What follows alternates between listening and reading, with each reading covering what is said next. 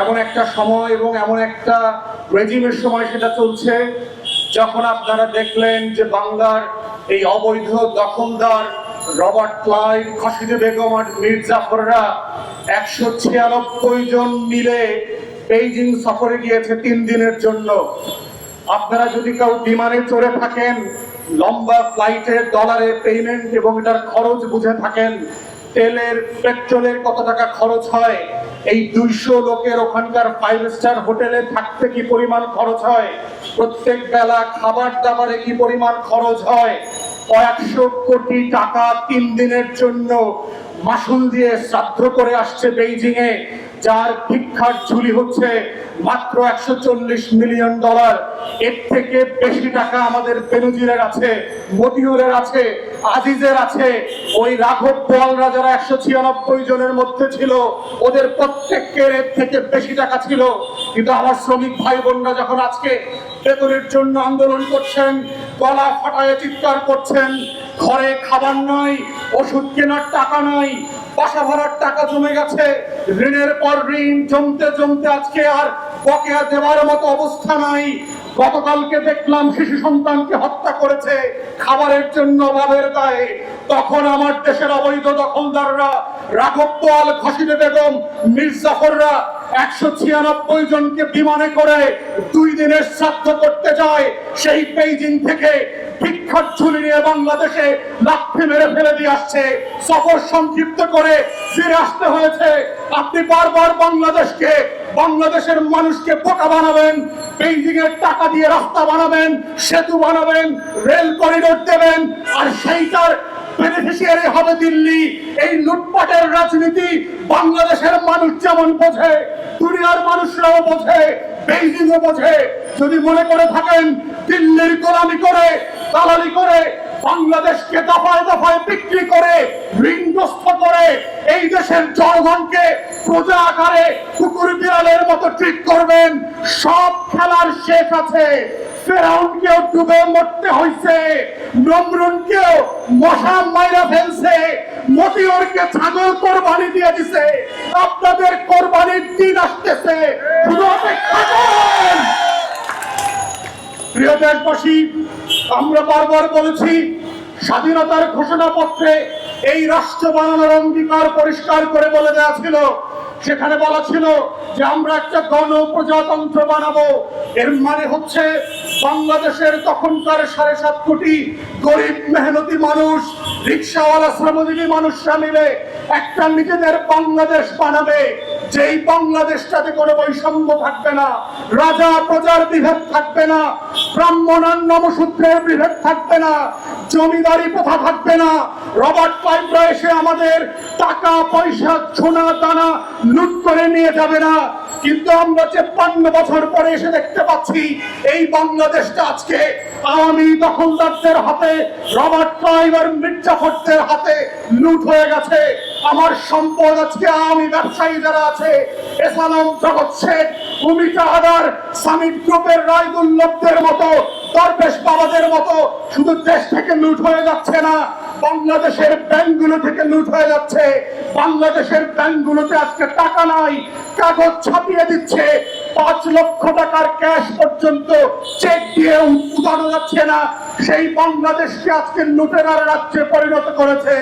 যেই স্বাধীনতার ঘোষণাপত্রে বলা ছিল এই বাংলাদেশ চলবে সাম্য, মানবিক মর্যাদা, সামাজিক ইনসাফের উপরে ভিত্তি করে, সেই বাংলাদেশ আজকে চলছে মাফিয়াতন্ত্র, জুলুম আর বেইনসাফের উপর ভিত্তি করে।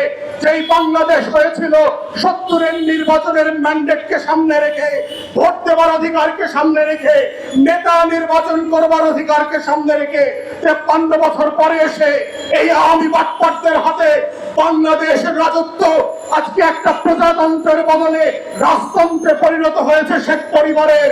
আমরা বারবার বলছি, আইয়ুব খান রাজতন্ত্র আমরা মানি নাই, ইয়াহিয়া খানের রাজতন্ত্র আমরা মানি নাই, শেখ পরিবারের রাজতন্ত্র মানি না, মানছি না এবং মানব না। বাংলাদেশের লড়াইটা ছিল গণতন্ত্র কায়েমের লড়াই, অধিকারের ভিত্তিতে নতুন বাংলাদেশ গড়বার লড়াই, যেখানে রিক্সা চালক, সিএনজি ড্রাইভার থেকে শুরু করে কুলি কুমার মেঠে মজুর কৃষকরা একই অধিকার নিয়ে এই দেশে বড় হবে। কিন্তু আমরা দেখতে পাচ্ছি আমাদের প্রান্তিক জনগোষ্ঠীর ছেলে মেয়েরা যখন কোটার বিরুদ্ধে পাবলিক বিশ্ববিদ্যালয়গুলোতে আন্দোলন করছে, তখন আজকে মাত্র আমরা দেখলাম বরিশালে, কুমিল্লাতে, চট্টগ্রামে, ইভেন শাহবাগে আজকে পুলিশের সাজোয়া টান দিয়ে আমার দেশের তরুণ তরুণী শিক্ষার্থীদের উপরে গুলিবর্ষণ করা হচ্ছে, লাঠিচার্জ করা হচ্ছে। এটা পাঞ্জাবের আমল না, পাকিস্তানিদের হাতে আমরা বন্দী না, এটা 190 বছরের জমিদারি শাসন না। যদি কেউ মনে করে থাকে বাংলাদেশে এখনো জমিদারের শাসন চলছে, ব্রিটিশ ব্যারিয়ারা বাংলাদেশ দখল করে রেখেছে, আমরা প্রত্যাখ্যান করছি এবং বলে রাখছি বাংলাদেশে গণতন্ত্রের যে লড়াই হয়েছে, যেই রক্ত দিয়ে মুক্তিযোদ্ধারা বাংলাদেশ স্বাধীন করেছে, সেই বাংলাদেশ আমরা ফেরত আনবই আনবো। কোটা থাকবে না, ইদার শেখ পরিবার হাসিনা থাকবে, না হয় বাংলাদেশের 20 কোটি মানুষ থাকবে, কোটা থাকতে পারবে না, কোনোভাবে সম্ভব না। এই লড়াই চাই, এই লড়াই বাঁচার লড়াই, বাকশালীদের বিরুদ্ধে লড়তে হবে একসাথে, লড়তে হবে একসাথে বাকশালীদের বিরুদ্ধে। তাই আমরা বারবার বলেছি বৈষম্যের যে কোটা, সেই কোটা প্রথা বাতিল করতে হবে। কারণ এটা শুধু অসাংবিধানিক নয়, আমাদের সংবিধানের 39-এ আর্টিকেল 29-এ পরিষ্কার করে বলে দেওয়া আছে যে বাংলাদেশ রাষ্ট্রে প্রত্যেক নাগরিকের সমানভাবে চাকরিতে অংশগ্রহণ করবার অধিকার থাকবে। কিন্তু এই কোটা পদ্ধতির মধ্য দিয়ে বাংলাদেশের চেতনা ব্যবসায়ীরা, আওয়ামী মুক্তিযোদ্ধা শ্রেণীর ব্যবসায়ীদের একটা কোটারিতে পরিণত হয়েছে বাংলাদেশ রাষ্ট্র। এই রাষ্ট্র থেকে যদি পরিবর্তন চাই, আমাদের ঘোষণাপত্রে যেই গণপ্রজাতন্ত্র করবার লড়াইয়ের কথা বলা ছিল, এই লড়াইয়ের জায়গাকে ফেরত নিয়ে আসতে হবে। সংবিধানের যে মোদ্দা কথা আছে, কোনো বৈষম্য থাকতে পারবে না, সেটাকে সংবিধান পরিবর্তন করে হলেও আবার ফিরায় নিয়ে আসতে হবে। দেশে কোনো কোটা থাকবে না, শুধুমাত্র পাহাড়ি থেকে পিছিয়ে পড়া জনগোষ্ঠী আর প্রতিবন্ধীদের জন্য সর্বোচ্চ 5% কোটা থাকতে পারে। এর বাইরে কোনো আওয়ামী চেতনাবাসদের জন্য কোনো কোটা থাকবে না। নারী জেলা কোটার কোনো প্রয়োজন নাই। বাংলাদেশে মেধার ভিত্তিতে রাষ্ট্র পরিচালিত হইতে হবে, এটাই আমাদের স্বাধীনতার অঙ্গীকার ছিল। এই লড়াই চলছে এবং চলবে, কারণ কোটার যে লড়াই, এটাই আমাদের গণতন্ত্র এবং প্রজাতন্ত্র করবার লড়াই। এটাই হচ্ছে বৈষম্যের বাহিরে এসে গণপ্রজাতন্ত্র সাম্যবাদী রাষ্ট্র করবার লড়াই। ইগালিটেরিয়ান প্রিন্সিপালের উপরে ভিত্তি করে, সেই ফ্রিডম অ্যান্ড লিবার্টি প্রিন্সিপালকে ভিত্তি করে বাংলাদেশ রাষ্ট্র স্বাধীন হয়েছিল। আমরা সেই রাষ্ট্র ফেরত পেতে চাই। তাই দেশবাসীকে অনুরোধ করব, লড়াই করেন, দেশের যে প্রান্তে যেভাবে আছেন মাঠে নামেন। এই রাষ্ট্র আপনার, এই রাষ্ট্র রিক্সাওয়ালার, সিএনজিওয়ালার, মেঠে মজুর কৃষকের, পোশাক শিল্প শ্রমিকদের, এই রাষ্ট্র 20 কোটি মানুষের। আওয়ামী লীগ আর শেখ পরিবারকে এই রাষ্ট্র ছাত্রওয়ালা দলিল করে লিখে দেওয়া হয় নাই, কখনো দেওয়া হবে না। অতএব এই রাষ্ট্রের মালিকানা আমরা ফেরত পাইতে চাই এবং এই পাওয়ার লড়াইয়ে আমরা আহ্বান করছি দেশবাসীকে, ছাত্র সমাজকে, যেই যেখানে আছেন লড়াইতে নামেন। আপনার অধিকার আপনাকে কেউ ফেরে দিতে দেবে না।